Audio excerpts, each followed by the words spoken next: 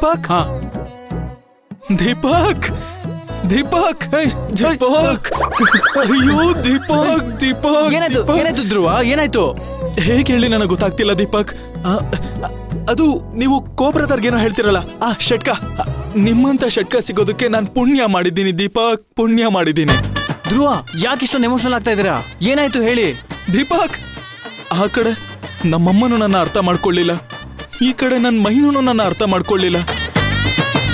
ಆದ್ರೆ ಮಧ್ಯದಲ್ಲಿ ಬಂದಿದ್ ನೀವು ನನ್ನ ಇಷ್ಟು ಚೆನ್ನಾಗಿ ಅರ್ಥ ಮಾಡ್ಕೊಳ್ತೀರಾ ಅಂತ ನಾನು ಸತ್ಯವಾಗ್ಲೂ ಅನ್ಕೊಂಡಿರ್ಲಿಲ್ಲ. ಅಯ್ಯೋ ದೇವ್ರೆ, ಆತರ ನಾನೇನ್ ಅರ್ಥ ಮಾಡ್ಕೊಂಡೆ? ನನ್ಗೋಸ್ಕರ, ನನಗೂ ಮೈನಾಗೋಸ್ಕರ ಇಷ್ಟೊಂದೆಲ್ಲ ಅರೇಂಜ್ಮೆಂಟ್ ಮಾಡಿದಿರಲ್ಲ.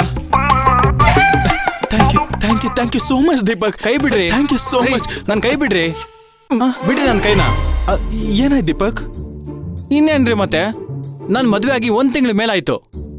ಏನೋ ನನ್ನ ಹೆಂಡತಿ ಇವತ್ತು ಬರ್ತಿದ್ದಾಳೆ ಅಂತ ಅವಳಿಗೋಸ್ಕರ ಇಷ್ಟೆಲ್ಲ ಅರೇಂಜ್ಮೆಂಟ್ ಮಾಡಿದೆ. ನೀವು ನೋಡಿದ್ರೆ ನನಗೋಸ್ಕರ ಅಂತ ಹೇಳ್ತಿದ್ದೀರಾ. ಓ ಹಾಗಾದ್ರೆ ಇದು ನನ್ಗೂ ಮೈನಾಗೋಸ್ಕರ ಅಲ್ವಾ, ನಿಮ್ಗೋಸ್ಕರನಾ? ಮತ್ತಿನ್ನೇನ್ರಿ, ನೀವಿಬ್ರು ಒಳ್ಳೆ ಇಂಡಿಯಾ ಪಾಕಿಸ್ತಾನ್ ತರ ಕಿತ್ತಾಡ್ಕೊಂಡು ಮುನ್ನಿಸ್ಕೊಂಡ್ಬಿಟ್ರಿ. ಈಗ ನಿಮಗೆ ಎಮರ್ಜೆನ್ಸಿ ಬಂದ್ರೆ ನೀವು ರೊಮ್ಯಾಂಟಿಕ್ ಸೀನ್ ಮಾಡಬೇಕು, ಡ್ಯೂಯೆಟ್ ಹಾಡಬೇಕು. ನೀವಿಬ್ರೇ ಮಾಡೋದಾದ್ರೆ ನಾವ್ ಯಾವಾಗ ರೊಮ್ಯಾಂಟಿಕ್ ಸೀನ್ ಮಾಡಬೇಕು? ಓಹ್ ಸಾರಿ ಸಾರಿ ಸಾರಿ, ನಿಮ್ ಫೀಲಿಂಗ್ಸ್ ನನ್ಗೆ ಇವಾಗ ಅರ್ಥ ಆಗ್ತಾ ಇದೆ. Thank you. ದೀಪಕ್ ಅವರೇ, ಆದ್ರೆ ಒಂದು ಸಣ್ಣ ಅಡ್ವೈಸು. ನೋಡಿದ್ರಾ, ನೀವು ನನ್ನ ಷಟ್ಕ ಅಂತ ಪ್ರೂವ್ ಮಾಡೇ ಬಿಟ್ರಿ. ಏನೋ ನಿಮ್ಗಿಂತ ಮುಂಚೆ ಮದುವೆ ಆಗಿದ್ದೀನಿ ಅಂತಂದ್ರೆ ರೊಮ್ಯಾನ್ಸ್ ಅಲ್ಲಿ ನೀವು ಸೀನಿಯರಾ? ಓಹೋ, ಹಾಗಿದ್ರೆ ನೀವು ನನಗೆ ರೊಮ್ಯಾನ್ಸ್ ಹೇಳ್ಕೊಡ್ತೀರಾ? Am I right? ಅಯ್ಯೋ ಇಲ್ಲ ಇಲ್ಲ, ಸತ್ಯವಾಗ್ಲೂ ನಾನು ಆತರ ಮಾತಾಡಕ್ ಬರ್ಲಿಲ್ಲ. ನಾನೇನೋ ಬೇರೆದ್ರ ಬಗ್ಗೆ ಮಾತಾಡೋಣ ಅನ್ಕೊಂಡೆ. ಮತ್ತಿನೇನು? ಅಂದ್ರೆ ನನ್ ಏನ್ ಹೇಳಕ್ ಬಂದೆ ಅಂದ್ರೆ, ಅವ್ರನ್ನ ನಂಬಿ ಈ ತರ ಎಲ್ಲ ಅರೇಂಜ್ಮೆಂಟ್ ಮಾಡ್ಬೇಡಿ ಅಂತ ಹೇಳ್ತಾ ಇದ್ದೀನಿ. ಯಾಕೆ ಮಾಡಬಾರ್ದು? ಅಂದ್ರೆ ಅವ್ರು ಇದನ್ನೆಲ್ಲ ಬಂದು ನೋಡಿ ಕೋಪ ಮಾಡ್ಕೊಳ್ತಾರೆ ಅಂತ ಹೇಳ್ತಾ ಇದ್ದೀನಿ ಅಷ್ಟೇ. ಓ, ಈಗ ನಿಮ್ ಸಂಕಟ ಏನು ಅಂತ ನನಗೆ ಅರ್ಥ ಆಗ್ತಿದೆ. ಇದನ್ನೆಲ್ಲ ನಿಮ್ಗೋಸ್ಕರ ಅಂತ ಅನ್ಕೊಂಡಾಗ ನೀವು ಬಹಳ ಖುಷಿ ಪಟ್ರಿ. ಈಗ ಇದೆಲ್ಲ ನನಗೋಸ್ಕರ ನಾನು ಮಾಡ್ಕೊಂಡಿದ್ದೀನಿ ಅಂತ ನಿಮ್ಗೆ ಗೊತ್ತಾದ್ಮೇಲೆ ಅವ್ರ ಕೋಪ ಮಾಡ್ಕೋತಾರೆ ಅಂತ ಹೇಳ್ತಿದ್ದೀರಾ.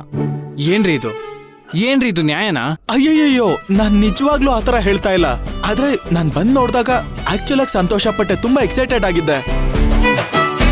ಆದ್ರೆ ಈಗ ಸ್ವಲ್ಪ ಯೋಚನೆ ಮಾಡಿದಾಗ ನನ್ಗೇನ್ ಯೋಚನೆ ಬಂತು ಅಂದ್ರೆ, ಮೈನಾ ಅವರು ರಾಧಾ ಅವರು ಇದನ್ನೆಲ್ಲ ನೋಡಿ ನನ್ ಬಗ್ಗೆ ತಪ್ಪಾಗಿ ತಿಳ್ಕೊಳಲ್ವಾ, ಅದಕ್ಕೆ ಹೇಳ್ದೆ ಅಷ್ಟೇ.